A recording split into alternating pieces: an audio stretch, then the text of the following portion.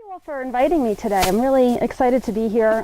As you know, my name is Cheryl Krause-Perello, and I'm an associate professor of nursing at the college at Anschutz Medical Campus. So I work for the University of Colorado. And I started here about 2 years ago, 2013. And when I came here, one of my main ideas to actually travel from New Jersey to come out here was to develop an initiative to work with wounded warriors and canines. So the dean of my college was very open to the idea, so C-P.A.A.W.S was launched in 2013 October. So it stands for Canines Providing Assistance to Wounded Warriors, and I also work with veterans and children of alleged sexual abuse with canines. So I gave you all a card, and on the back there's a website, so feel free to check out our website. It gives you a lot of the details on our community partners, our Facebook page is on there, also the research that we're doing, and a little bit about our team. So we have a staff of about 6 or 7 folks. Some are military veterans, some are nursing students, some people are in psychology, and we're always interested in partnering with people in the community. So we are so thankful that we met Richard and we met John Reardon, and that we're here today to kind of showcase C-P.A.A.W.S and what it is. And feel free to ask any questions. I don't want it to be so prescriptive of a presentation, but so what we're really about is building community partnerships. We really want to work with other people that are doing like work, because a lot of people that I met seem to work in a silo. And it's really hard because we're competing for the same funding, we're competing for the same population, and we really wanted to branch out and provide the best evidence to support public policy change. And that's one of our main thrusts right now, is looking at how we can work with the veteran organizations to actually change public policy, because right now service dogs for post-traumatic stress disorder or traumatic brain injury are not reimbursed as a medical expense. So veterans who are interested in a service dog, which you'll hear more about in a little bit, they cannot get any reimbursement through our government system right now. So that is one of our main issues. And we're also working on some projects looking at protective factors for suicide impulsivity. So what halts a veteran? What protections are in place that some veterans survive and other veterans don't have that protection? So that's what we're looking at too. Not looking at it as a risk factor after the fact that someone's, actually made an attempt, but prior to that, what keeps people healthy and what keeps them positive and moving forward and giving back to society? So I'm going to just talk a little bit about my military connection. I am not a veteran. My husband is a Marine veteran. He served in the 80s, and then he wound up going into the NYPD as a narcotics detective. So I'm very familiar with suicide, since a lot of his friends unfortunately did take their own life. And he did a lot of lecturing for his undercovers on suicide and, asking and reaching out for help. And I really wanted to give back somehow, and at the time that this all came in my mind about C-P.A.A.W.S, I was really too old to serve at that time. So I thought, what better way to bridge my passion for canines and my husband's military experience and the things that I've learned through him and his friends than to develop the initiative C-P.A.A.W.S. So I just wanted to thank all the Marines that are, in the audience, as well as other veterans. I appreciate your service, and, this is my way of giving back to society. So the next slide I'm going to click on is a little video that actually my nursing students did as a public health rotation. So these students were with me for about 6 weeks, and they went into the community and took pictures of veterans with their personal dogs. And they came up with this video as a way for them to give back, and I really think it showcases how animals really do affect their health. So I'm going to play this now. Is this on YouTube? It's on our website.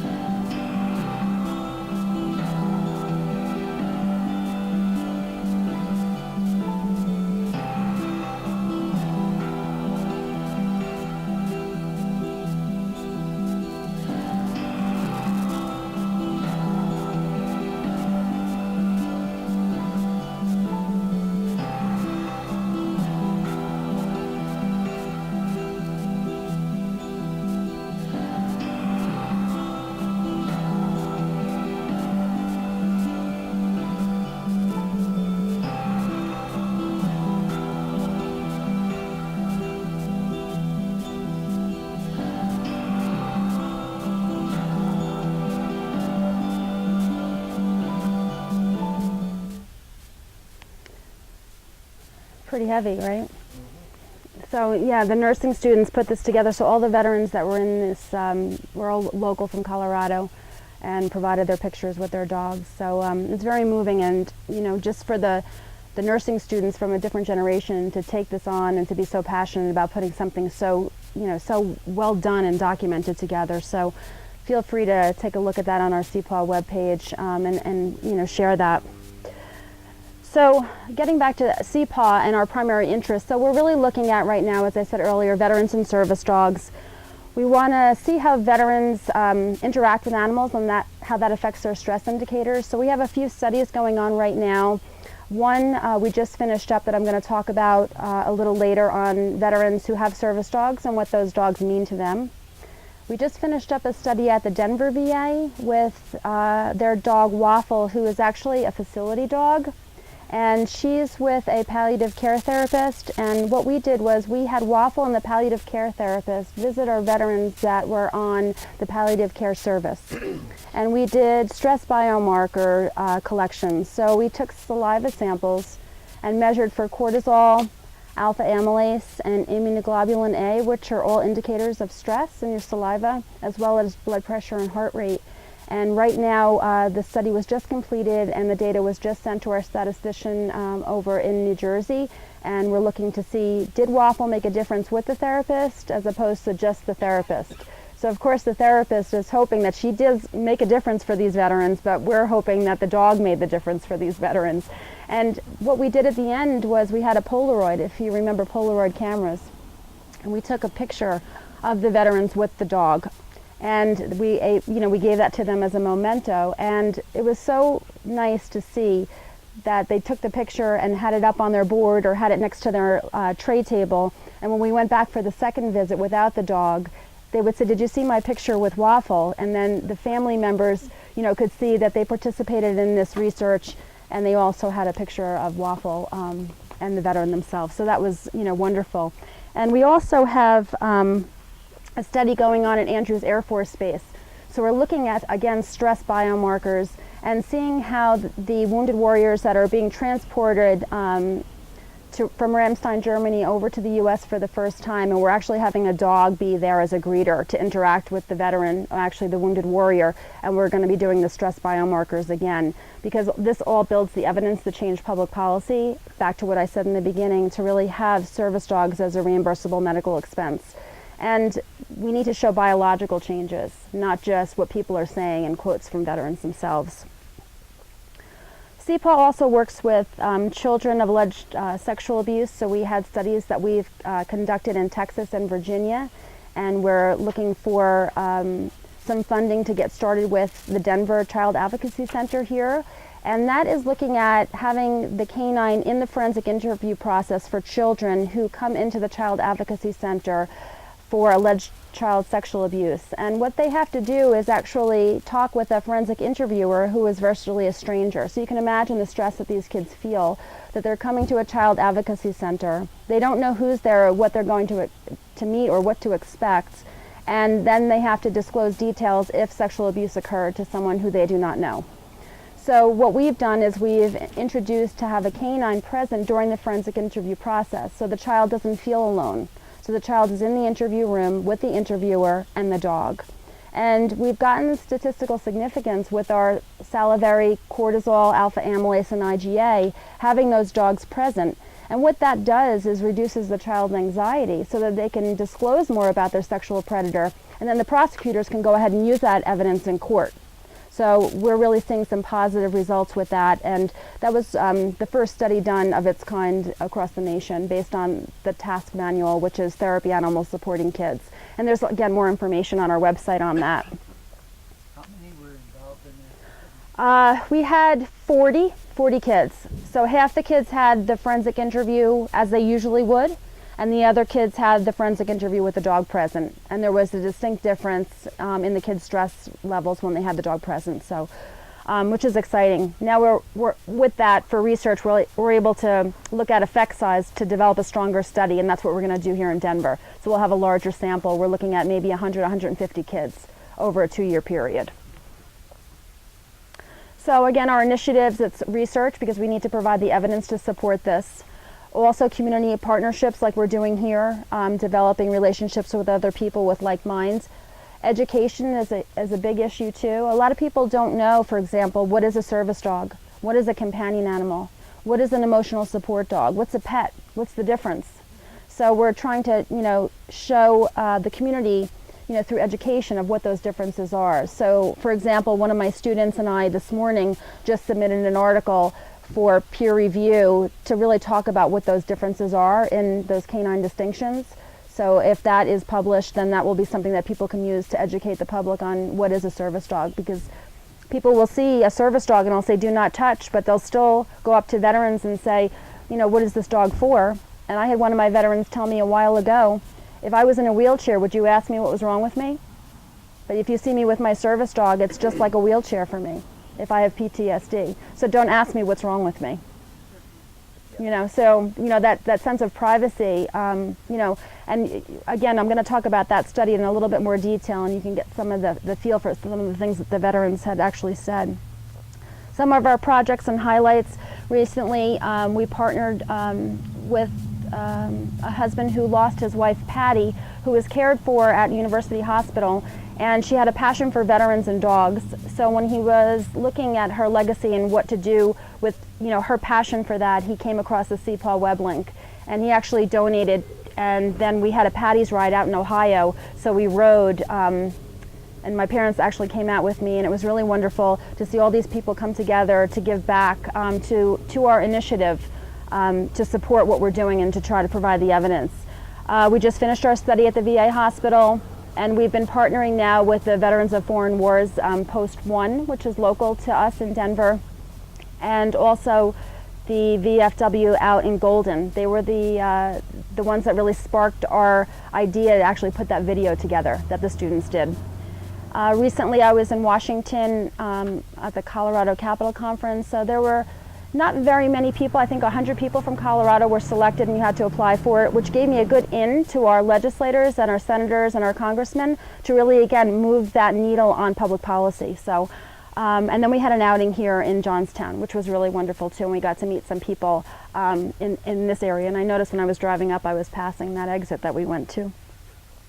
Here's some photos from our recent events, and some of you who know Eleni, that's Eleni here, who has been instrumental in helping me develop my community engagement. A lot of you know her, and she's in DC right now, and that was at the actual Johnston VFW. And then Patty's right on the side here, and then my students actually presented at a congressional meeting down in Denver recently. So it's, again, providing the evidence and also then moving public policy. So the Anschutz Foundation I need to thank for C-P.A.A.W.S launch, because they were able to give me a generous donation to really move this initiative forward, because as you all know, it's very hard to write grants and get grants when you really have no evidence or anything to support it. And a lot of organizations don't want to support startups because they don't know where they're going to go. So the Anschutz Foundation was kind enough to fund me to move C-P.A.A.W.S and launch it forward. So we started this study, Veterans and Service Dogs, to really find out what is the lived experience for veterans. So we interviewed veterans here in the Denver area as well as South Dakota. They had found us on the website, and we had a call out for veterans who have service dogs who would be interested in partnering. And they had a dog training facility there that was training dogs just for service dogs for veterans. So the veterans were training their own dogs. And they said, we'd be very interested to host you up in South Dakota. Are you interested? So one of my research assistants, Christy, and I said yes, so we flew up there and interviewed the veterans. So we had 21 veterans that had service dogs. So of the 21, the majority of them were male, and that's pretty close to the ratio of the military as it is. So that was, it's 2 to 1. And you can see the ages. So we had, the youngest veteran was 26 years old with a service dog, up to 63. And you can see the breakdown in race. Majority of them were white, and Army was the most represented in terms of branch. So you see there's no Marines there, right? So what's the story? Marines in the room? What, right? We need to get some more Marines involved. Do you think race would have any variance on the outcomes because of the history of use of animals, or how people feel about animals like canines? I can only speculate, but in my research and one of the writings I've done, I did look at race and you know how animals were used in history. So I think that race could actually play a role because, you know, a lot of times dogs especially were used for protection, you know, and they were used to hunt, you know, and not necessarily as a caregiver. Agreed. That would be curious to go down through that line, see if the impacts are the same, but to bring out the different elements of race and the cultural background that brings you through how you relate to canine. Right, because it, you know, it starts when you're young, you know, how you're brought up around animals in general, you know. Were there any Native Americans in your survey there? We just, that was the makeup. We had a list, and we did have Native American, and we also had Pacific Islander, and no one just. South Dakota has a significant Native population. Yeah. Again, this is just a small sample, you know, and this was only folks that were in this one service dog organization that was working with them, so it wasn't a representation of the whole state by any means. But there were choices on there for race all the way through, you know, Pacific Islander as well as Native American, and no one disclosed that as their race. I ask the same question on gender too, Yep. because especially in today's current military platforms, the genders now are both male and female. Both come with different baggage as they come home. In some ways, it's how they handle it. But are you looking at that possibility too? Again, as it relates to canine as an animal versus other animals that may be available, including cats, for example? Yeah, so I didn't really get into a lot of why they had the service dog. I mean, a lot of people, you know, there's military sexual trauma that has come up in my studies, you know, with the females, nothing with the males. But I really haven't seen any differences. A lot of it's post-traumatic stress disorder and whether they choose to disclose actually why they have PTSD symptomology.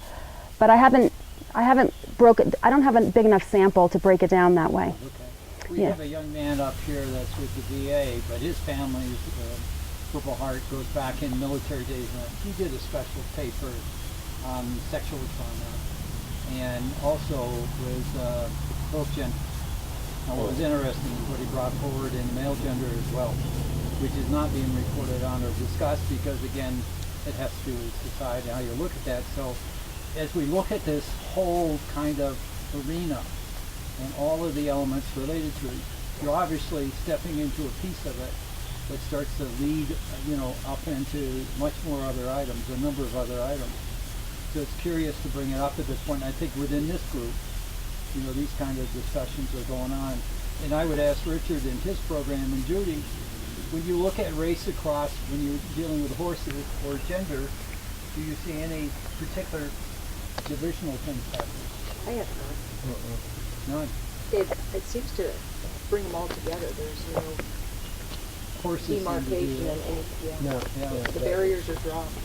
Yeah, And with both the kids and the adults, and I think we've had because of the population here, we've had maybe one or two Native Americans, but probably darn near 50-50 Hispanics to one to Caucasian. And Black Americans. And Black we've had a couple, three, but that's just demographics within Greeley. See what we're seeing that the effect of the animal is the same across all platforms. The question is, what works best for whom and how and why, and what are they doing? What's the chemical difference that's taking place within the individual that allows them to carry what we call the baggage, the easiest way to say it, whatever that baggage may be. It can be sexual trauma, all the way to PTSD. I've got a history, 20, 30 some years working with adolescents, and then the last 10 working with, adolescents in big bodies. Mostly out of the last 10 years, it's mostly been out of the criminal justice population, and probably the male sexual abuse is above 50%. And female sexual abuse is probably in the 80s and 90% in the criminal justice population. Yeah, and you bring up a good point because there is epigenetic changes. Yeah. that occur. And that's the piece I think that much more research is needed, because you can have a trauma as a child and it may not manifest until another trauma happens as an adult. Exactly. Right? And Richard, you know that from your experience. So what is that epigenetic piece, and what is that link that changes our genome? And that's what I really would like to look at. But again, anything like that is a multi-site study and large funding. Large sample. Yeah, but that's the direction that that I'm looking to go into. Yeah, if we look at it from cradle to grave, cradle is where we're starting with the entrepreneur research now, and your research and what you're bringing together. And then the other end of that is the massive, more traditional institutional acceptance and then implementation of different things that come up out of that body over time. Right. So just to think about both ends of that at different points, Yeah. just helps us to align, as you kind of go through and we work with you, can we bring things to the table that help you advance your research as well as helps us in the field. Yeah, right, exactly. And it all goes back to the people that we're trying to help. What's going to help them, and whether it's public policy change to get funding to help reimburse some of the things that they need. I think your research is so exciting. It's just Yeah. I want to do it with the horses. Yeah. Well, I think that once the model is there, I think it can be, any animal can be used. It's just a matter of building the model that works. And then people, like you were saying, Richard, could choose. They may have an affiliation for horses, cats, dogs, pigs, but you can go ahead and use this theoretical model and make a difference. But also it applies across the broader spectrum too. Start with vets because they're very visible and the transition's immediate now. But at the same time, if I were to say to you, I have a combat vet having some of the PTSD issues, you would look at that vet one way. But if I had a police officer who had PTSD, you'd look at him differently, same person. But society's approach to that is there's a dividing line, and there's really not. In the sense that what you're doing is the same thing with Richard, applies across these spectrums that are in the broader society for issues that other people are dealing with them. They're called differently. Right, exactly. I see one of our biggest population is treatment court people. And if I was diagnosing them now, I would say probably 80-90% of PTSD Right. have symptoms of PTSD, Right, but not full blown like you see a lot of vets coming in right. because of the power of the trauma or the recent trauma. Mm-hmm.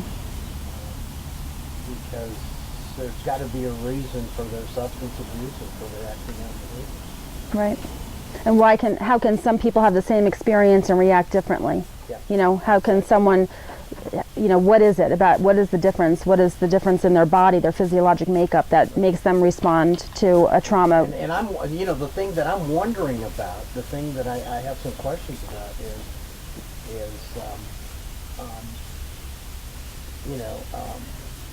the vets that, how can I put this, the vets that are experiencing the most powerful PTSD, what was their trauma like growing up?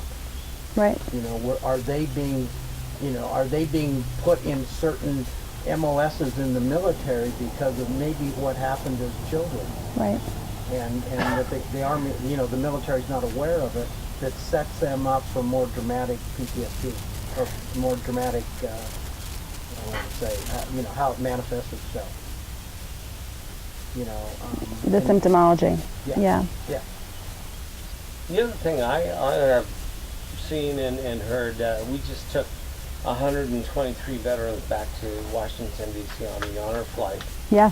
And as I was mentioning to your dad, the swing, it started out W-2s, heavy, and now 2.5 years later, it's all Vietnam.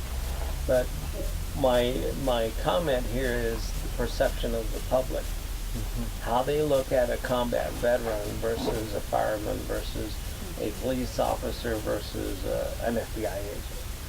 And a lot of what came out of just casual conversation, because we have guardians that are accompanying a group of 2 or 3 veterans. And Bonnie, who we met the other day, said, gee, the Vietnam veterans, first of all, are still angry, and they exhibit behavior that's totally different from Korean and W2.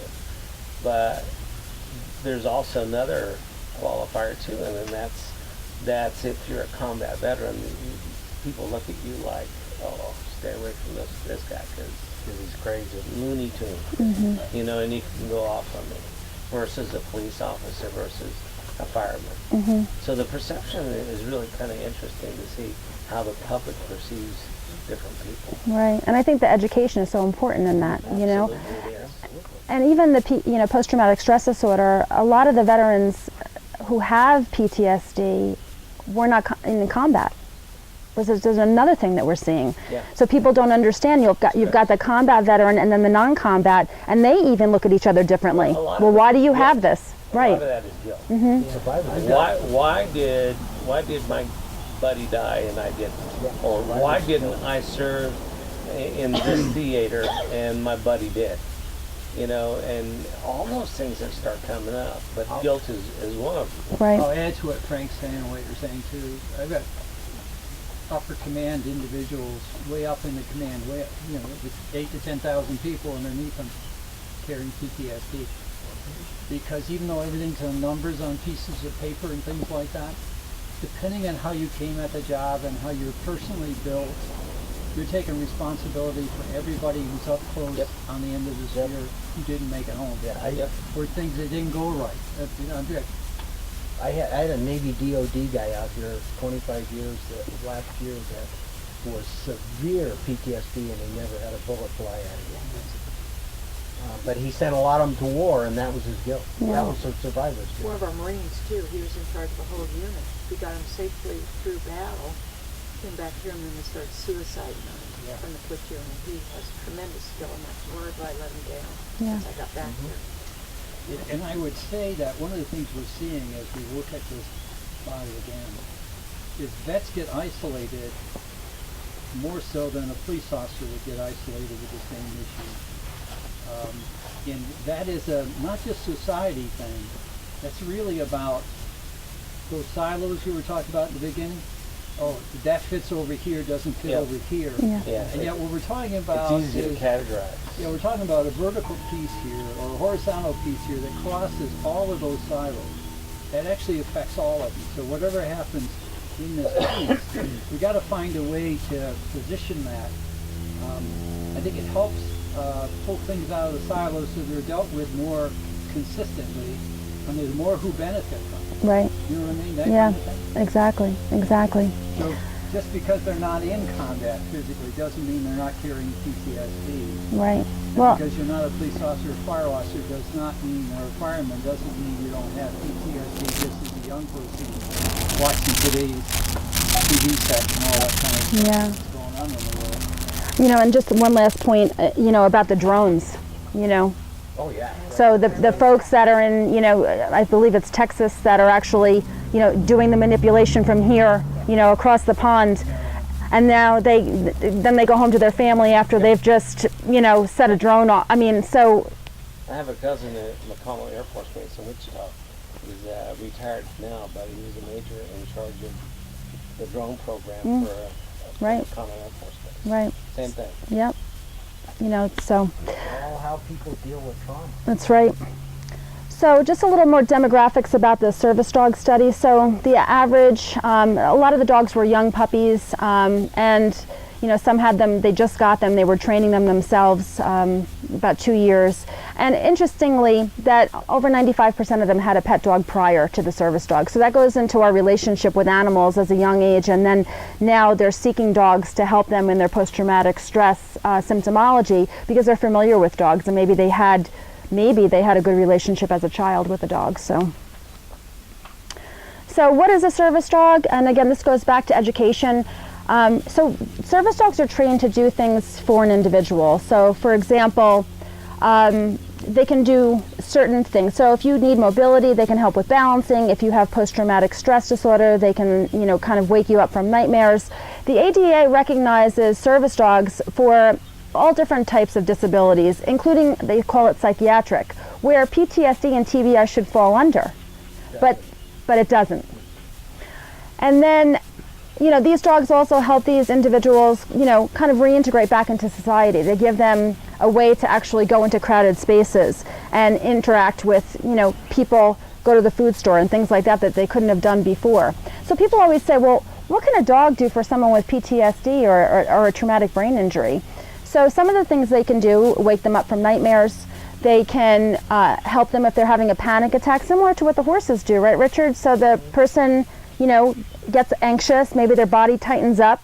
And if you have a pet dog or you have a service dog or a companion dog, have you ever gotten emotional and your dog just is like in your face, if you have a dog, licking your tears and sitting next to you? Or if you've had a stomach ache, for some reason the dog lays next to you, which we've seen in like historical paintings, where you see some of these people with dogs like laying across their stomach in battle or wounds. You know, it's just very interesting how dogs know. They almost have that sixth sense, you know, that there's something wrong with us. And also they can help with unsafe situations. So some of the veterans say, and some people are on the fence about the service dogs doing this, but almost sweeping the room. So for example, if a veteran goes into an area, a dark area or their home, they can set the dog and say, go sweep the room, and the dog will check all the rooms and make sure that it's safe for them to enter. Some additional tasks is like a buffer in a crowded space. So they can kind of push people back if they're at a concert or they're in a food store, because a lot of times people will want to come over to them because they have the dog, and the dog can kind of be that barrier between the person they don't know and themselves. Again, protection, medication alerts. This was interesting. So some of the veterans said that the dogs, they would be sleeping all day. If they didn't have their dog, they would be sleeping 10, 12 hours a day. The dog wants to eat, the dog needs to go to the bathroom, the dog wakes them up, they get up, they make them take them outside, they come back. One dog would just sit and wait for the veteran to actually put his medications up on the counter. He would not eat his food until the veteran took his medication, and then would eat his breakfast. I mean, that's amazing. And dogs, you know, as the trainers in the room, they can be trained to do these kind of things. And nightmare intervention. A lot of times they're thrashing about in the bed, they're having some kind of, they don't remember, some of them, when they wake up what it was, but they're all sweaty, and the dog, you know, kind of woke them up, licked their face, pawed at their covers, pulled the covers off, things like that. Again, the dogs also can help them if they were socially isolated. A lot of the veterans that we spoke to said that they hadn't been out of their house or hadn't been engaged in society without the dog. And if they didn't have their dog, they would have, one of them quoted that they would have been in the backwoods of Kentucky, Wyoming, or Colorado with enough alcohol to last them the winter, and that he would not be engaged in society without his dog. Also, suicide. When we asked the veterans specifically about suicide ideation, they said, who would take care of my dog if I took my own life? I couldn't do that to my dog. That's a biggie. It's a huge issue. And you know, and it makes sense because they're caretakers now. They have a responsibility. Exactly. You know, and that's the other thing, purpose and mission. You know, they want to know that they have something that they need to do. And this is what they've been telling us. It goes back to your training. Yep. Yeah, it goes back If you're to the mission training. oriented, Yep. and each person, each Marine has their responsibility and role Right. to Right. themselves, to the Corps, and to the brotherhood. So the dog, they say, is part of their pack. It has my back, my battle buddy. These are the things these are the kind of terms that they've said. How with that, one of the challenges is the high divorce rate on returning vets, male or female, and within the 24-month period, pretty heavy impacts on trying to re-enter family life again as a family. Any side pieces like that this has had an effect on that? Yeah, and at the end I have the documentary of these veterans in their own words speaking of this, and one of the veterans spoke that, you know, that the wife and the family says he's nicer to be around, and they want to be around him now because he has his dog. So some of the impacts of the service dog, again, just to reiterate, you know, it's a mechanism to help stop that suicide behavior, that impulsivity to kind of take action, because most of the veterans have the access. You know, they have guns in their house. Some have more than one. Also, substance use. They want to be healthy for themselves and to take care of their dog, so a lot of them made comments about that they don't take as much medication as they used to. That, you know, that just dawned on me. very few of my treatment court people have dogs. Say it again, Richard. Very few of our treatment court people, meaning drug court, family court, DUI court, adolescent court, I can't remember very many that come out here that have dogs. We need to change that. That's interesting, isn't it? But it goes back to that issue yesterday we were talking about, Yeah. building trust, not just tripping the wire chemically, which is where if I bring a cat over to you that's warm and friendly, you become emotionally more stable, or a dog or a horse.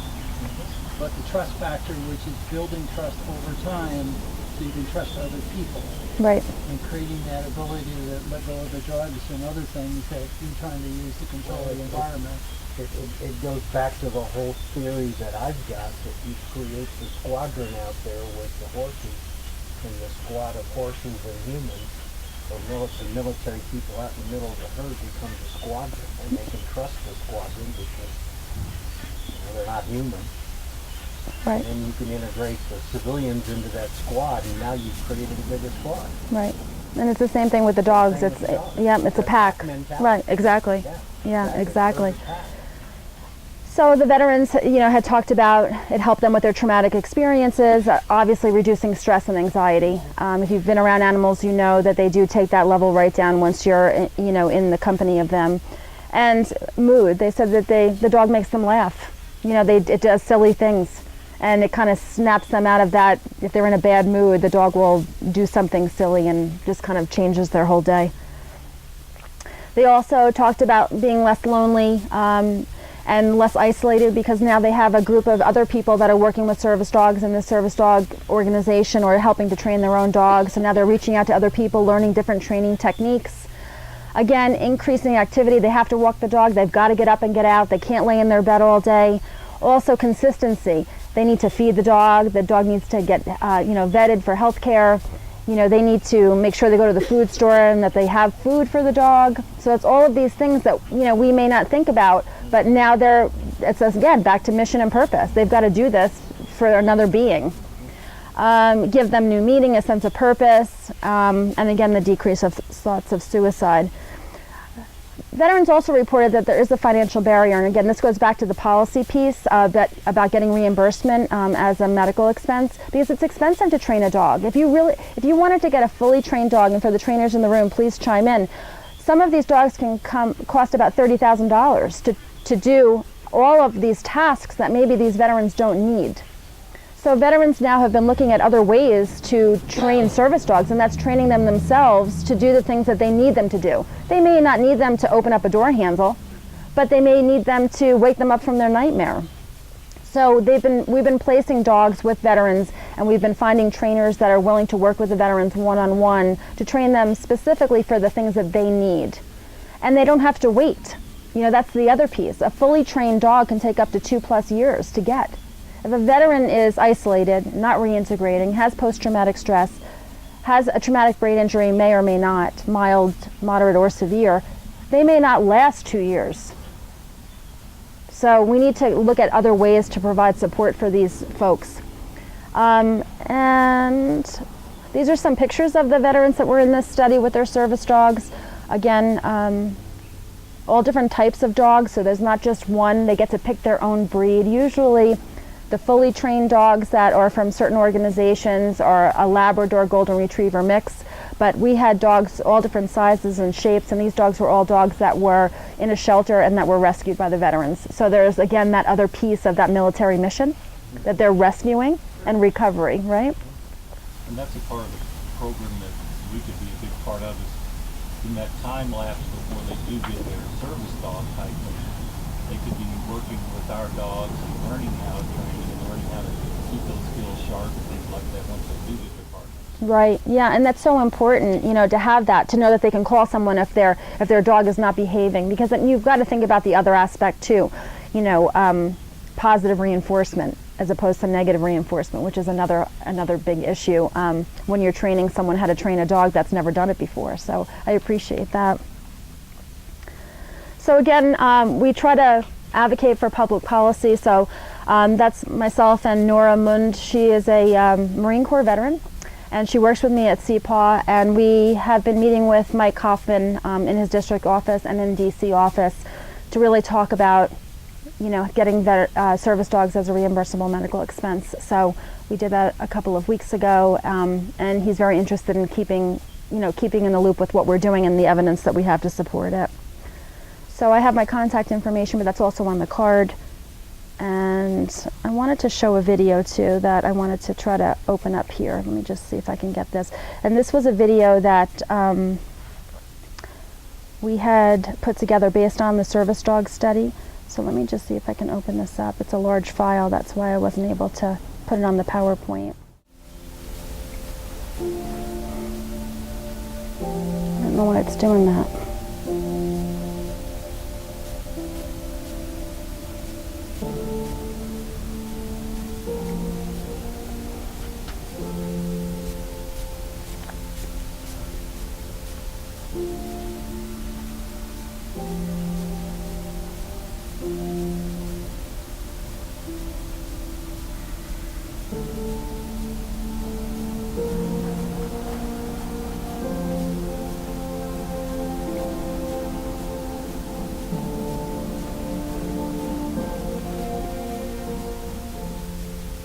Easter Sunday, 2006, 6:36 a.m., doing the route clearance, coming in from being out for a few days, and on Highway 2, and as we were going, we went into a town, just cruising along, and all of a sudden, doosh. My rear door, my troop hatch, my driver's hatch, the engine compartment were all blown open, which are, that's unreal. Went down to get my gunner, and he had his eyes closed, and grabbed him, and I went to pull him out. I yanked him, and he was missing below the knee. I remember there was one soldier, he didn't make it, but all I could think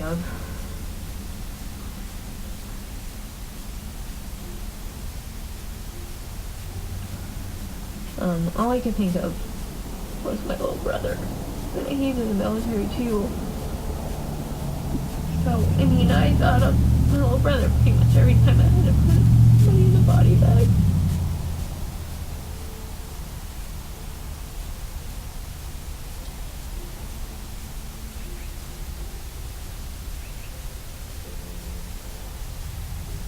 When I went into the service, I went in as a combat medic, so I've had the opportunity to help a lot of people. But the drawbacks are, of course, I have a good memory. I needed to take anti-anxiety medications. I was on antidepressants. I was taking 2 and 3 different meds to go to sleep. The personal interaction with the PTSD, it's like you forget how to converse with people. You lose those communication abilities. Started drinking a lot and just not even giving, the only thing that mattered anything to me was my kids, and I didn't even really give about my husband.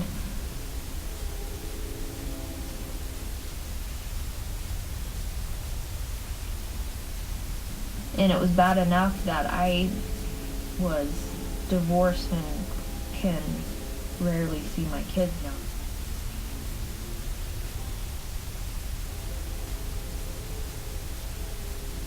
I had every side effect known to man. Anger, depression, no sleep, zonked out zombie, everything you could ever imagine. And it was wretched.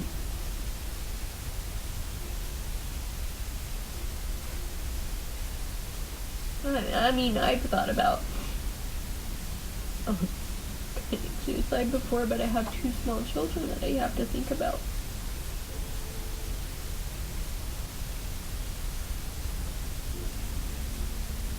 I've been in denial about it for a very long time, and it has its consequences.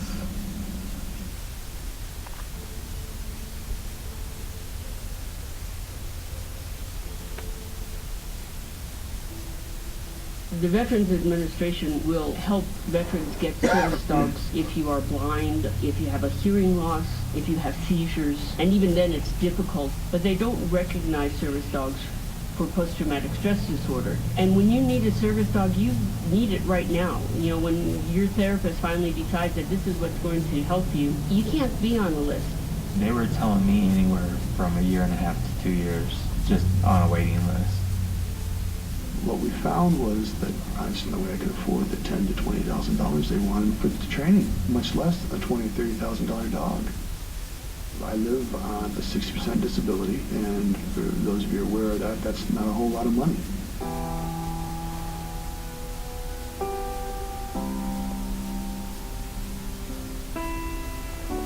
These dogs work better than many of the psychiatric medications that are out there. Until you actually see how it affects someone's life, it's just incomprehensible. I find it far easier to relate to this dog than I did most people. I'm not a freak in society. I just have a part of me that never turned off from the military, and she helps with that. She's impacted my life and making me more independent for myself. I know if I was on my own without a service dog, I'd have a really hard time reintegrating into public. Since I've gotten her, I've actually quit drinking and I don't take half the medications anymore. So it's made it easier for me to be able to focus more and be healthy for myself. I know that substance abuse would be a major part of it. I'd probably be that ranch hand in some back part of some ranch in Montana or Wyoming or Colorado with enough alcohol to last a winter. I would not be engaged in society at all.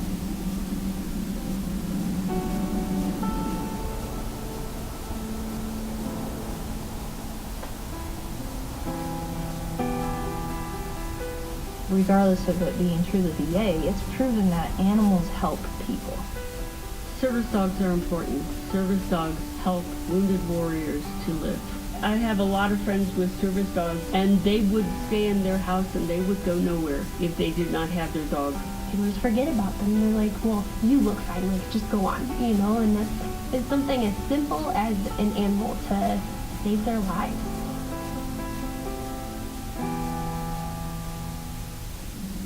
I went in and I served my country because of a sense of commitment to my country and to help people. And that's the bottom line for me. We need the civilian world to talk to the government, to talk to Congress, to talk to the VA, and to say these dogs really help. We need service dogs in our lives to help us mitigate those things, to keep us active, to keep us involved. The fact that you see us out there with the service dog and you don't see an issue, that's probably because we have our service dog. The side effects are what? We have to clean up dog hair. It's tough. It really is tough, you know, and I mean no disrespect, and I totally understand it, but the guys that have the visible wounds, they're the ones that get the attention because that's how we are as human beings. We will deal with what we see, and if we can't see it, we won't deal with it.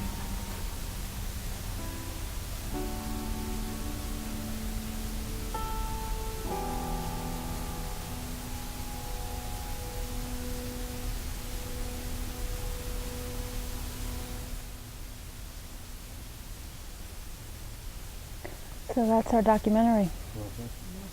Powerful. Yeah, and those were all local veterans from Colorado. You know, just for them to share their story. A lot of them, you know, said to us that this is the first time, especially the one in the beginning when we was talking about his gunner. It was like the first time he actually said it out loud, you know, and really disclosed such detail. He said his therapist had been saying that he needs to talk about it more, so yeah. You probably started talking to the dog about it. Right, exactly. So that, Permission to... yeah.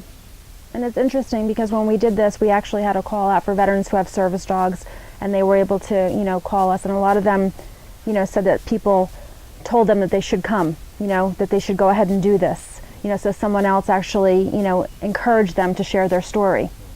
And I think it's all about sharing your story and helping others. And they all said, you know, in conversation that we're doing this to help others.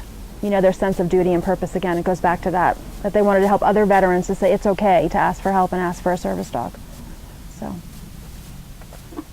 So that's all I have. Well, Excellent. I've got. Yeah, no, thank you for having me. I think it's wonderful. I've got some questions about. I'm really interested in all the metabolic, all the medical, all the how you're gathering the data. Yeah. Using the saliva testing and markers on the brain chemistry and on the body chemistry. Yeah, so right now we're just doing salivary markers right now. So we're looking at stress markers, cortisol, alpha amylase, and immunoglobulin A. And it's a very simple, it's like a little swab that you put under your tongue for 90 seconds, and then we ship it out to a lab actually in California. But I mean, you could certainly incorporate this in your work that you're doing here, Richard, with the horses. I mean, if you really wanted to see the physiologic change of these folks, it's a simple thing, and a mini. What kind of results are you seeing? What's the results? So what we've seen is in a 20-minute intervention, just a 20-minute interaction, that cortisol, alpha amylase, and IgA have been significantly changed for the better regarding their stress. So across the board, when we did the analysis, yeah, it was significant. Yep. What's significant? What's the percent? Well, we do it, but with I don't want to get too statistical, but we do a p-value of p equals less than equal to 0.05. Okay. So. Wow. If we take national numbers for, we got a line of military, I take it as a channel. And at the end of the channel, at the edge, is the suicide where people take their own lives. And right now we're running about 7,000 individuals a year in the United States with the transitioning forces coming back. When you look at in Colorado, we got our share of that, about 400. In the north here, we're about 250. That's an annualized basis. To have an interception capability, I mean, I'm oversimplifying, but to simplify by an interception capability with an animal that could divert those numbers and start to pull back even 50%, that'd be a dramatic bottom line impact on that piece. Not to speak about any of the PTSD channel itself. We discussed in that meeting you and I first met at. 70% of the folks who transition out of military home with PTSD will be out of that channel within 2 years. Because of relationships, family, individuals they meet, they drop the baggage and move on. So 14% end up in the channel, what we call can end up over the edge. The baggage can't be let go of. As you say, that you can't. They stop at that point in time. You can't get out of it for whatever that point in time is, and they can't pull up out of it. So to look at pieces like this and these unique things, you're looking at tools having an impact first on that end, because we want to have that besides the entire channel where you just kind of get rid of the baggage earlier and get on with life. Would be a dramatic positive thing to talk about. Yeah. And if you're looking at 30,000 for a dog and 30,000 for the training, by curiosity though, because you were doing vets and you're doing self-training or you're doing a custom package, how does that adjust that number of 30,000? What is that number now? Is it 1,000? Is it 500? Is it 2,000? What's the average cost then being involved? It's about $1,000. So usually the dogs, like we just had a puppy litter that's going to be donated to veterans. We just got a call that it was a Chesapeake Bay retriever, right, Dad? She's having puppies. So a gentleman contacted Eleni at C-P.A.A.W.S. and she said, do you have a place that can help and place these dogs with veterans? So a lot of the trainers will do this pro bono. So they'll help the veterans train their own dogs. So we have a few folks down in Colorado Springs, Wings and Warriors is one of them, that we've been working with that will actually train these dogs. And then Kathy Haley, who was on the video, she also is a dog trainer, and her information is also on our website under our partner. So basically it's the upkeep for the dog. So if the veteran has to purchase the dog, or if it's a donation and then the training, it's about $1,000. And it's their time. They have to commit to the time to train and retrain, as we were saying earlier. It's not just a one-time thing and they go about their merry way. They've got to come back for retraining all the time. But that's part of that. It's like doing horses. Yes. That's the ongoing piece, that the strength, the character, and everything right. else brings. may not build it, may bring it back what was there before the trauma, whatever Right. that might have been, whatever the circumstances are you're in. What's interesting, the $1,000 you pick for group parts and horses, you're going to visit about 1,800 to 1,000. A lot of the entrepreneur programs seem to be right around that area, Yeah. for whatever it's worth. The long term is different, but Right. I mean, interesting number. 1,000 for what? Well, when you talk about the cost of entering into a program, the cost of doing a program for the front end piece. And the reason I'm getting to that is just to back up to that number again. Here in the north, we have 4,000 new transition military people moving into the area, either going to school or they're coming back to families, they're coming out of active military. And they'll all check in with the VA. Then out of that group, about 2,000 within 24 months are still with it for whatever. They may be going for medicines or physical, they may be drawing their funds for education, what have you. Out of that group, we come down to less than 800 into a group we're talking about. So that, I mean, these numbers are I try to get my arms around the touchdown point, yeah. which comes down to an individual that's here with Richard's program or an individual in your program. Right. And so when you talk about that number of financing it, and you're standing in front of congressional or private people, Right. you can quantify a number now. Right? It's not an unknown number. It's not a giant number. It is something you can align. So if we were looking at, say, 500, and you're looking at 500,000 is the number. To make that happen, to be able to start to affect these kinds of end results and have that impact. Want to hear something scary in a good way? It costs us less than $20 to give somebody 2.5 hours of treatment out here at the horse. Because we can do it in a group model. Right. Oh, so you're doing size.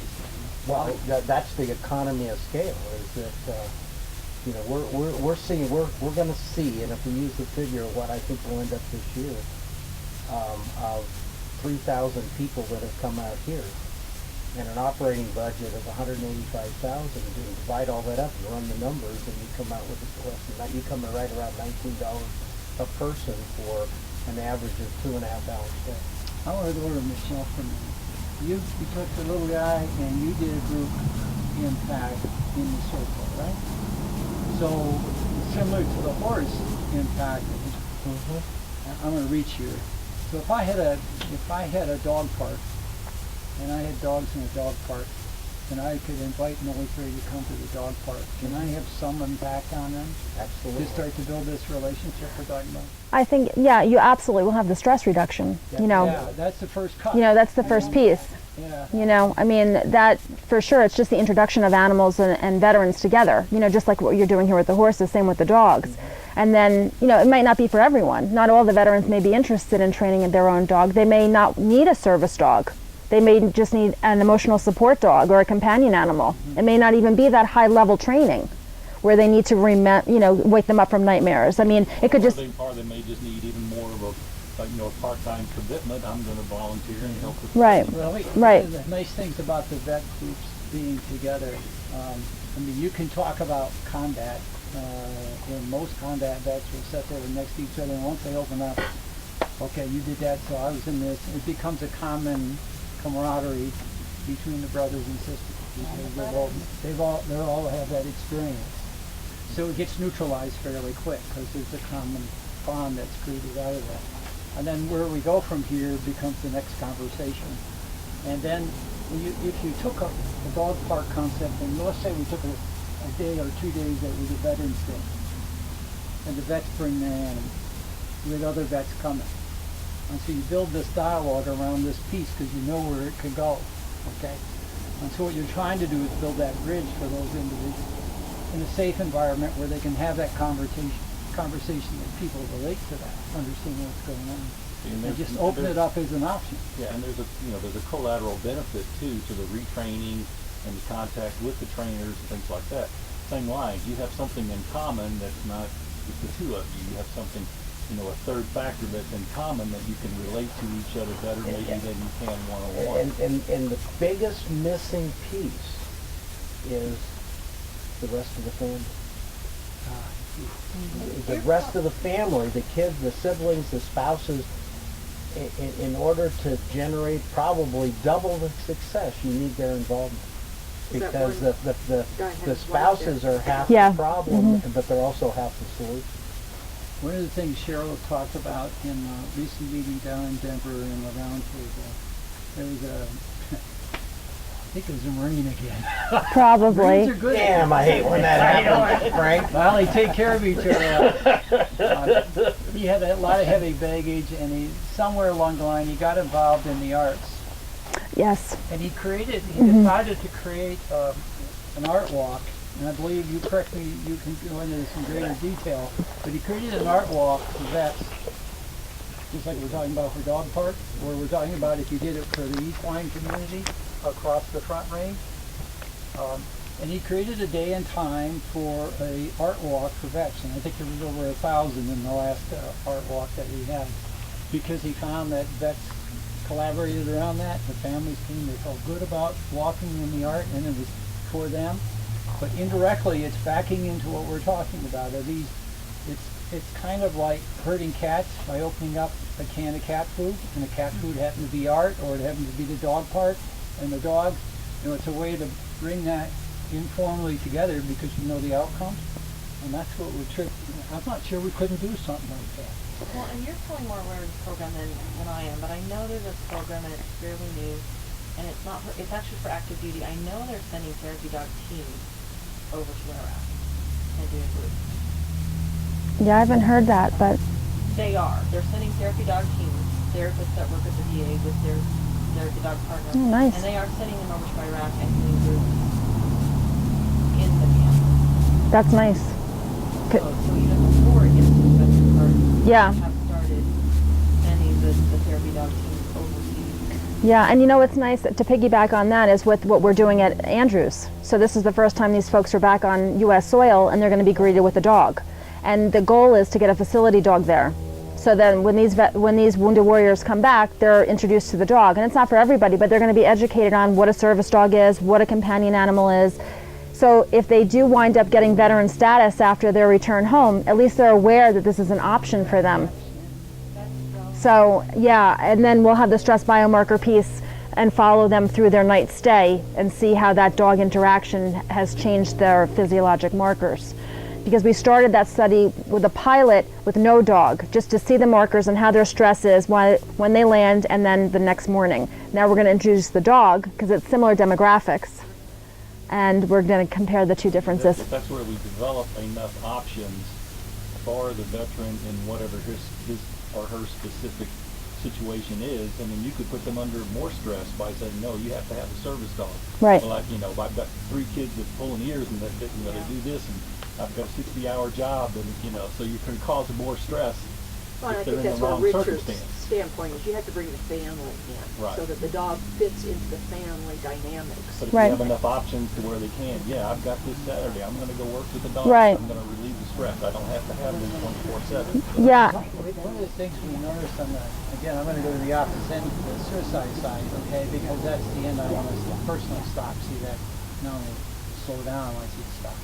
I want to see it get below the civilian rate, and I want to see the civilian rate come down.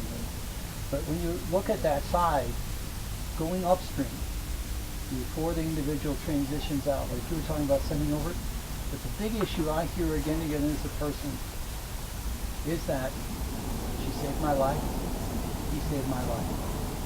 What they're talking about is that the stress and the withdrawal, and I've got the gun basically in the mouth kind of thing, that got turned back around slowly because of somebody that became very important in their life and was very stable. So the issue was going upstream. Upstream is where you go up before we get to that point, before the person's here inside or in transition, or whether it's the Vietnam vets coming back out again and having time to think about it, so they're reliving all their stuff again, is what they're doing. Is to go upstream with family or individual members and go through this training. Otherwise, get them comfortable, and I hate to call it training, but to get them comfortable with the awareness and the tools that are available for them, because they're the key factor. There's no question, whether it's an uncle, whether it's a grandfather, whether it's a wife, whether it's a girlfriend, whether it's a significant other, somebody is saving their life and making it through that channel and out of that channel. And so how do we go upstream? actually bring them into the tool before you get to the individual in themselves. So I'm going to ask that question: is what's that look like? So it gets it's like, you know, naturally I think of families loving dogs or cats or things. Kids are natural for those kind of things 90% of the time. So how can you bring the families in or the individuals? Well, you have to, John, because you know the medical model, and thank God nursing model and my model is about the same. Yeah. The medical model says, let's just treat the symptoms. Mm-hmm. Let's give them some pills. Let's just treat the symptoms instead of treating the problem. And part of the problem is the spouses and the kids. I mean, if I'm going to be really successful at treating a substance abuse person, I need to deal with the whole family, because they're all part of the problem as well as part of the solution. Well, they're carrying it for sure, aren't they? Well, of course they're carrying. Well, you work with them, and then they go back into the environment that's Right. stressing them, I mean, and they repeat. it's So the you got to get same. all in and all kind of working on the same page. You know, it's the same thing I learned when I was working in Watts Compton in East LA. Is that if those kids go back into the hood, well, the problem's going to come right back, because they're going to get assimilated right back into the hood instead of changing the entire environment. Yeah. And so, you know, the system model is that I work under is similar to the nursing Yeah. model, where we're trying to deal with the whole person. It's a holistic approach. Yeah. Holistically. Yeah. And I can address that question a little bit. We experimented a little bit at Touchstone with just having the kids in the group or having the kids and their parents in the group. And a lot of times we didn't have enough dogs and handlers to have kids and parents in the group, but when we did, it was more successful, because then the parents could reinforce throughout the week what we were trying to teach the kids, and then the parents could report back to us the change in their child in that week. So their that behavior as worked well as better. We just didn't a lot of times have enough volunteer therapy dog teams to come in and handle the kids and the parents. So if we had that was definitely a better model. In an entrepreneur model versus a control model. Control is where you know every trainer in the room, every dog in the room. An entrepreneur model is I'm at a dog park and there's 50 dogs in the corral. Still make same things happen. Depends on the dog. I would be a little concerned about maybe some of the dogs at the dog park. Yeah, whether the dogs are going to interact with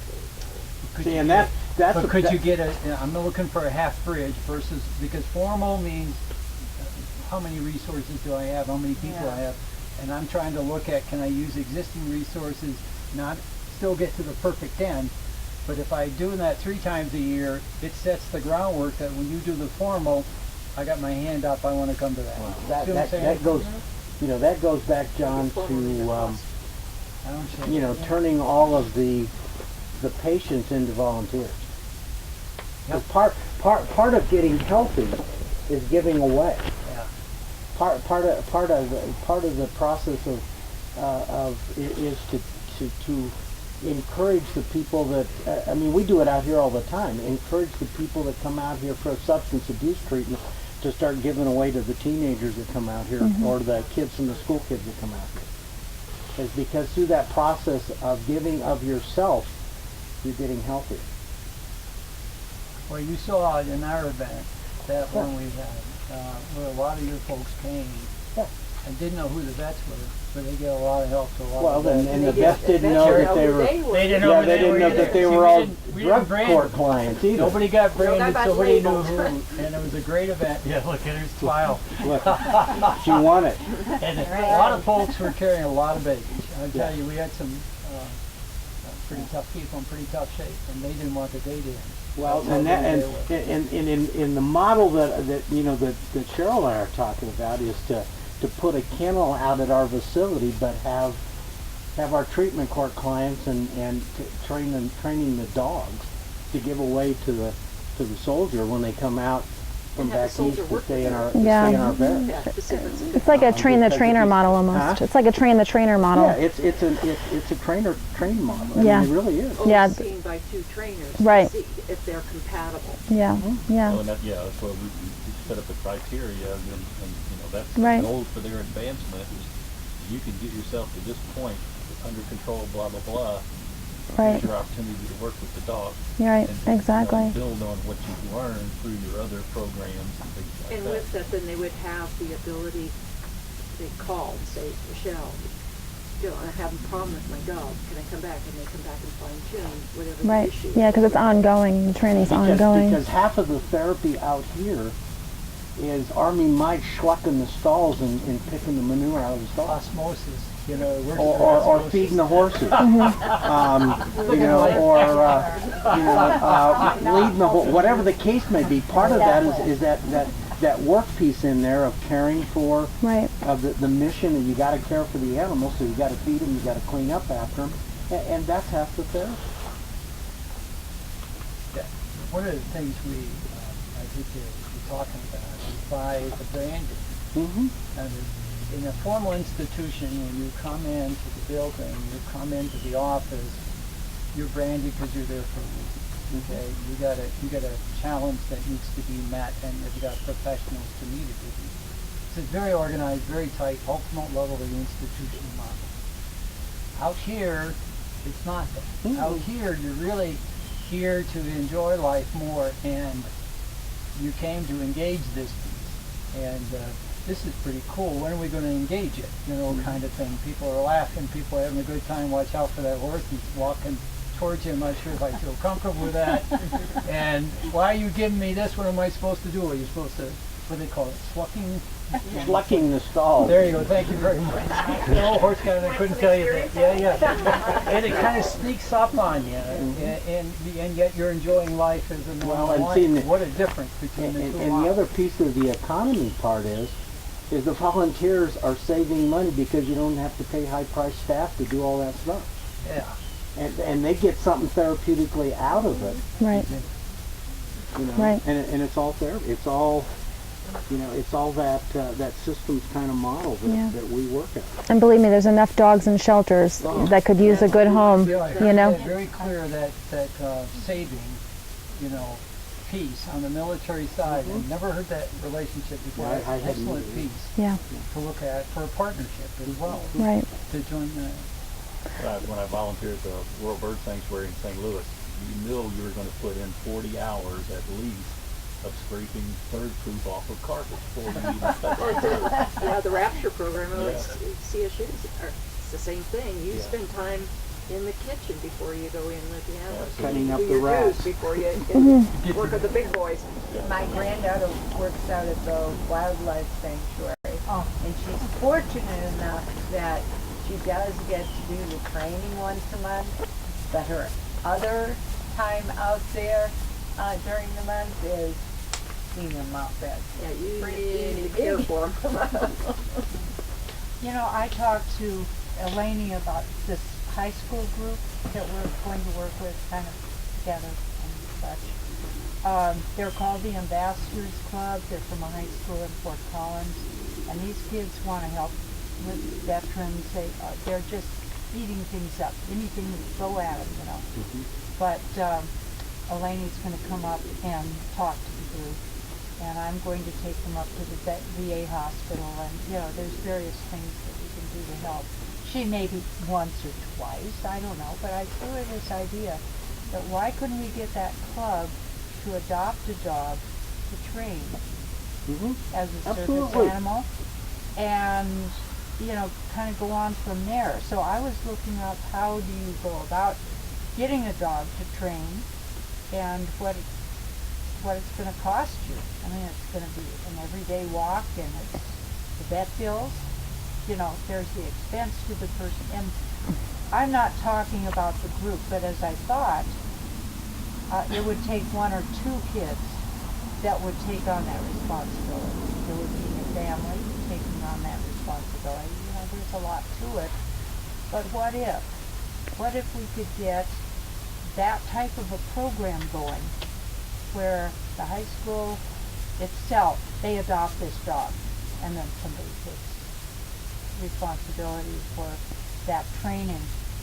And then, you know, it could go on from Yeah, I mean, I think it's a great idea. a partnership Yeah. with a vet, a certain vet. That's what I was thinking. Like you'd probably want to identify a veteran to be actively engaged in that process, and then have one of the trainers. And a trainer that's involved. You know, It's a partnership. right. And then, you know, you could look at it two ways. You could look at it from puppyhood, so good citizenship training. So what I'm thinking in my mind is that the high school kids could actually help get that puppy good citizenship trained. The 18 months or Right. year, whatever. Right. And then once they get that training, and correct me if I'm wrong, then they can go on for that advanced training with one of the trainers. Yeah, that's the most important part Right. of the whole thing with the service dog. Right. Getting them properly and correctly and efficiently At the very socialized. beginning. Right. And that just takes a lot of different interactions and a lot of different levels. Right. But the And you- teaching involved, the partnership, Right. commitment, you know, it just seems. So that could work. I mean, Maybe a pilot program.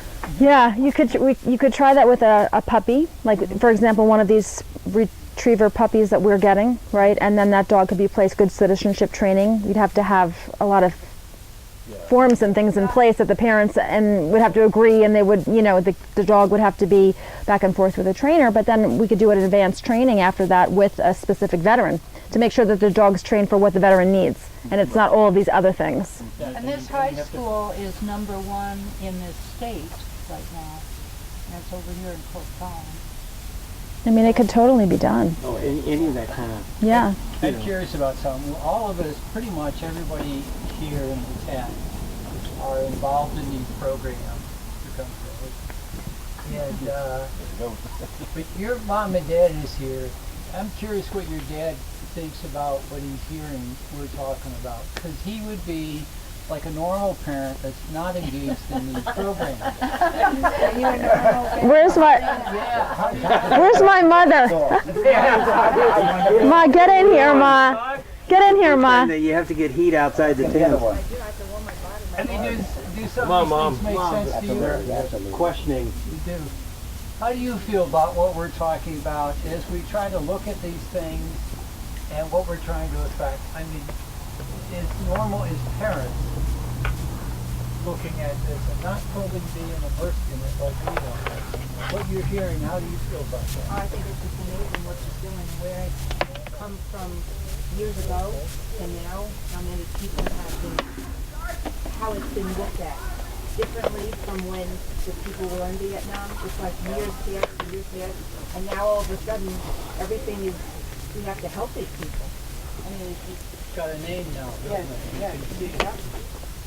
So good, so excellent stuff. It's always How would you look at as parents if someone came to you and asked you to participate in a program for 2 or 3 nights to become to have this awareness and look at these because you have sons or daughters that were in the military and might be transitioning back? How would you look at it? Would you engage in something like that? That would. Would you? It would help in the front end, wouldn't it, a little bit, understanding the pieces before somebody came home. I've been full-time, I'm retired. No, it's interesting because I have a niece, my sister's daughter. They just moved to Colorado a couple of months ago, and she's so interested in dogs and veterans and has done a poem. It's called A Pet for a Vet, and that's on our Facebook page. And she goes to all the veteran organizations and does, you know, if it's dogs and walk for the dog or 5K races, things like that. And she wants to be a trainer to help train a dog for a veteran. So it fits into, and she's in what grade? 2nd grade, 3rd grade? Yeah. Yeah, I have a daughter too, actually. She's only 11 right now, but she doesn't want to participate in any like extracurricular activities. She doesn't like to engage with new people or anything like that, but she loves animals. So, you know, moving forward, a program like that would interact animals, dogs, or whatever, to an after-school program, something like that, that would be, I think it would be really good because, you know, she goes home and just kind of wastes her time, I would sort of say, you know, Yeah. but with nothing to do that she's interested in besides, because there is nothing for them to do, you know, as far as right now, but the way that's going, that would be, I think, a smart way to go. Yeah, and we're putting in a grant about with kids and kids that have pets and how those pets have helped them when their parents have been deployed. So parents that have been deployed in the past 5 years, and what the pet attachment has meant to these kids, and help them with, you know, their identity development when their parent, one or both, are away, or depression or anxiety, and how that dog has kind of helped them in the transition process when the parent has been, you know, absent and they don't know where they are, you know, and what's happening to them. So we're putting that grant in January. So there's a lot going on, and I think there's a lot to do with the children. You know, I think that's really an important piece, looking at the effect of deployment on the military kids, you know. I think if we keep going too long with this, we're going to have a session just to figure out what do we really want to focus on now. I think Yeah. all We of have it, pretty good ideas. there's enough of it. But we have the horses first, right? Let's not Right take now. away from But the nice thing is to become so aware of all the pieces, and then it takes you back to that question. You don't have so much time. You're trying to preserve the center. How do you take advantage of those unique spots that by tipping those tipping points, you can create all this extra benefit out of what's coming together and share with each other. It's kind of a leverage effect. And that's worth a discussion somewhere down the line after these kind of discussions.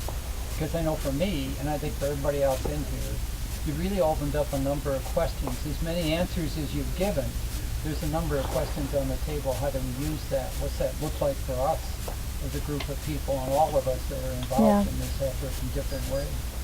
And how do we work closer together to help each other? Well, I think the dog park idea is something we could. And the dog parks are up, We and could so I think try. we can get the municipalities to agree to that. Sure. That could be a pretty easy policy up and down the front range, right?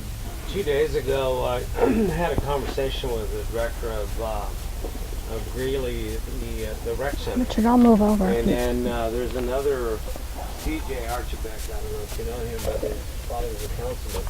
He also runs another center for kids. And I just casually saw David the other day, and David came out. I invited him to come out. And I said, look, you know, it's 10 minutes. Come on out and see what we're doing. Well, how long was he here, Richard? About an hour. Yeah. And he said, you know what? We have a grant right now to take our kids from Island Grove Apartments. I don't know if you're familiar with them, but it's low socioeconomic.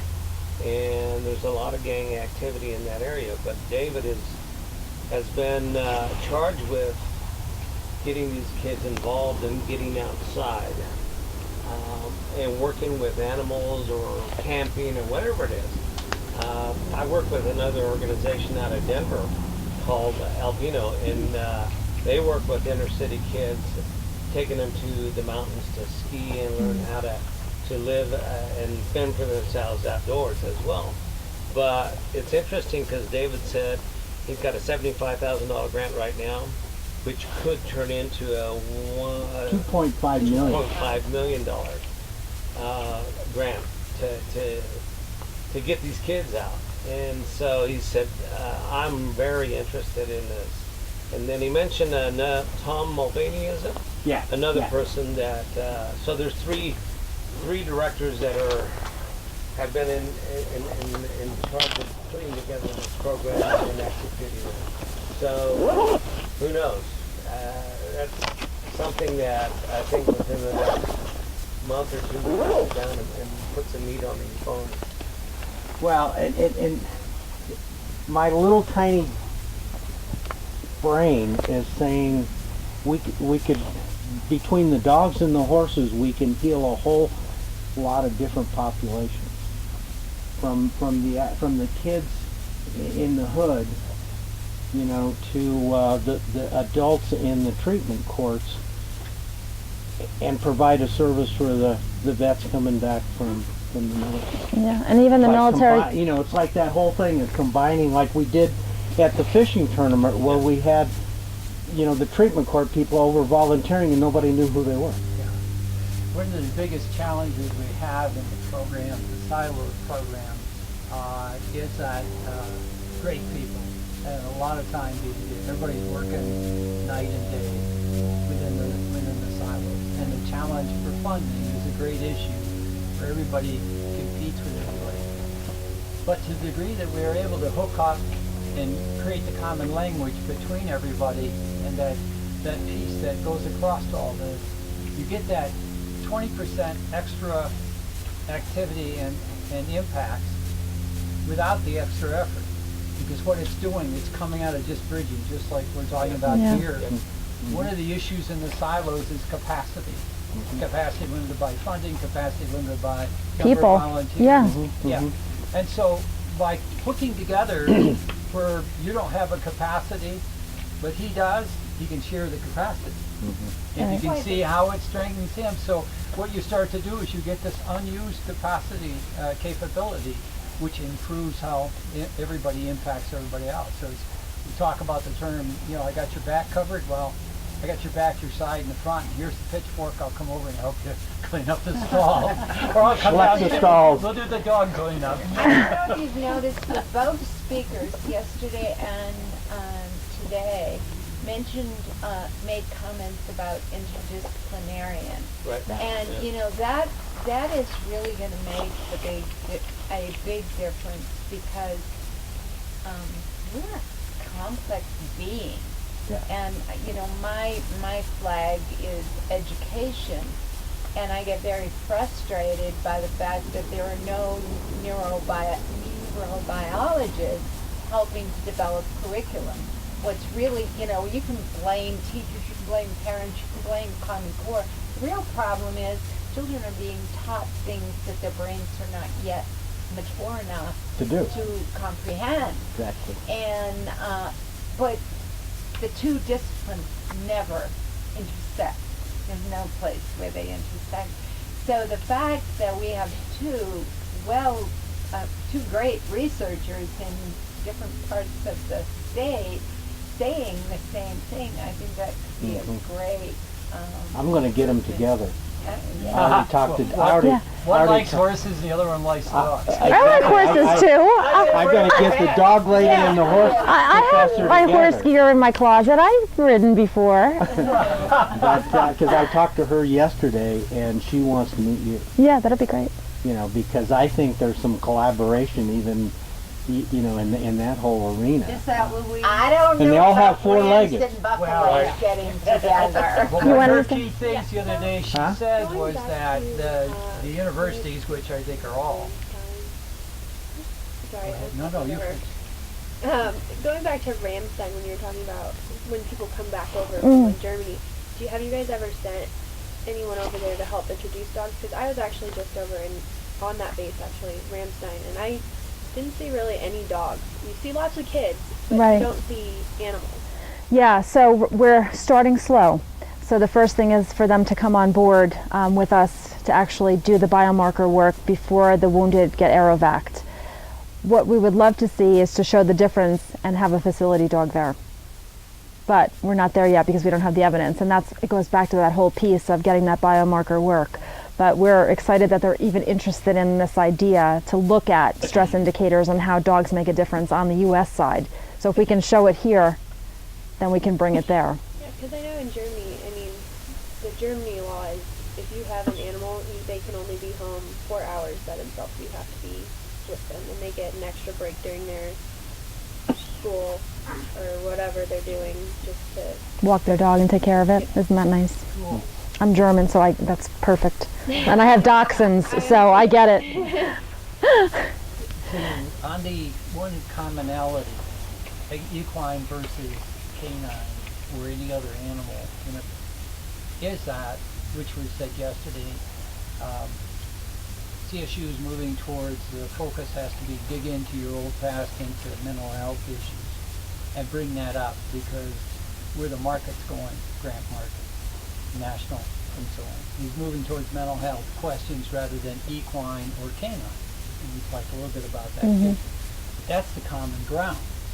So if the common ground is mental health and the impacting on mental health, then if you file for a grant, well, we can take the collaboration of the groups, Richard's group, Arts and Horses, Lyco, and the rest, anybody, and they sign on with you and supporting you. That creates that common platform of support. This is the common piece amongst everybody, is the effects. And so wherever the money moves, it becomes somewhat not important because you can still chase it to whatever the trends are, and then we'll just align it that way. Would that help when you file for your grants if you have that support from the other organizations? So yeah, I mean, anytime you have community engagement and letters of support from community engagement organizations that are doing like type work, the grantors love to look at that, and they love to see that you're partnering with people out in the community. Yeah. So there's a lot of different mechanisms, and we can talk about this in greater detail, but there are a few different programs right now. One is Robert Wood Johnson Foundation, and we're actually putting in a letter of intent for, it's a culture of health. And so we've kind of targeted our idea to say Healthy Veterans 2016, and having like a core nucleus of mental health and well-being in the center, and different offshoots of that, of different organizations that can help us develop a culture of health for our veteran population. So that letter of intent is going in the next couple of weeks. And in that piece, if they call us back for a full proposal, that's when I think all of the collaboration comes in, because it's not just dogs, it's not just horses, it's mental health, it's social interactions, it's fly fishing, it's, you know, there's a lot of stuff, and it's a really nice sized grant, and so that's what we're hopeful, that we can write a good letter of intent in 2 pages, and that they'll call us for a full proposal. And the funding is a quick turnaround, so the project would start May if we were funded. It's that quick. It just has to be written really well. So I've been doing that this morning. The horse is in. That's a perfect example of how hooking the silos together creates extra value without the extra work. And it's interesting, Richard, because it's not only just intervention, it's also financial planning. It's also life coaching, right? It's so Frank's there on that one. it's housing and you know, Predatory landing. exactly, and also employment and all. So it's a whole culture of health is what the call's for. So we're looking at all different aspects. You know, one of the things that we're going to do out on our farm is we're going to start creating some cottage industry to teach people how to work. You know, to teach people and to vocationally evaluate people in where their skills are and where they cross over from their MOSs in the military to the private sector, because that's a lot of time that's never done unless they get into the DVR stuff. Well, yeah, and even like uniforms.